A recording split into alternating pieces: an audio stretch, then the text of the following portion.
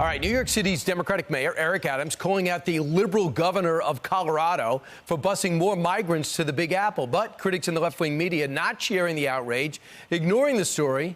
A far cry from how they responded a few weeks ago and months ago when Governor Ron Desantis of Florida did the same thing. Chatter now that what these governors, including Ron DeSantis, have done is to have trafficked these families. It's just cruel and it's sick and it's sadistic. It's a stunt using human beings to score political points. Yes, human beings. Joining us now to react, Newsweek Deputy Opinion Editor Batya UngarSargon. Batya, first off, we saw in Colorado, he says, well, we're just going to ship them to New York City because this is just a transit point. No one wants to stay in Denver.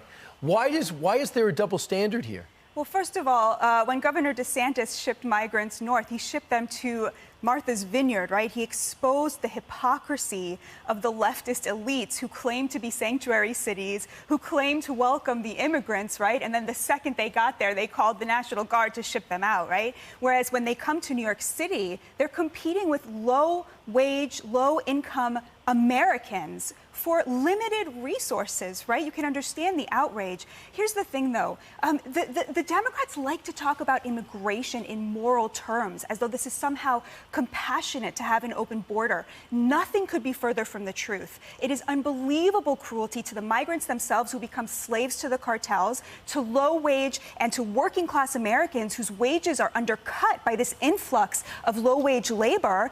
They talk about it in terms of morality, but they think about it in terms of economics. And Nancy Pelosi made that so clear when she said, we need these migrants to pick the crops. You remember that? Yep. She admitted that the Democratic Party sees these migrants as an answer to a tight labor market, that without these migrants would be benefiting the working class with higher wages. What also is true, Governor Abbott gets ripped all the time for busing voluntarily a lot of these illegals into New York City.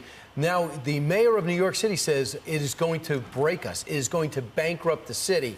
Why does he not make a call to the President of the United States and tell him that? Now, Mayorkas says yesterday that the massive migration numbers are straining our system. That is the understatement of the century. But it shows he's no longer saying the border is secure.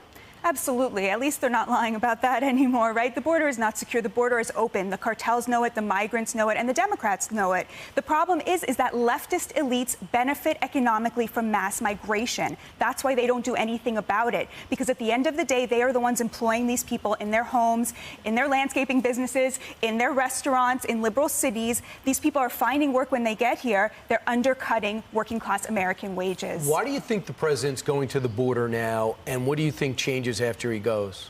You know, I hope he's going now because he feels that he has the political capital on his own side to do something about this. That's what my real hope is that he's had a bunch of wins. The midterms turned out better for the Democrats than anyone expected. And so he's going to use that capital to address this problem.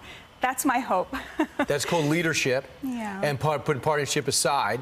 But if he goes to a docile area that's just been cleaned up, that's antiseptic, and he's there for a couple of hours, it'll make things worse. Because he'll say, I've been to the border, not that bad. And this is where Fox News comes in, because you guys show the truth and you show what's happening there. And Bill Malugin leads the charge, along with Griff Jenkins. Thank Batya. Great to see you. And I'll talk to you over the weekend, Saturday. We will. I'm Steve Doocy. I'm Brian Kilmeade. And I'm Ainsley Earhart. And click here to subscribe to the Fox News YouTube page to catch our hottest interviews and most compelling analysis.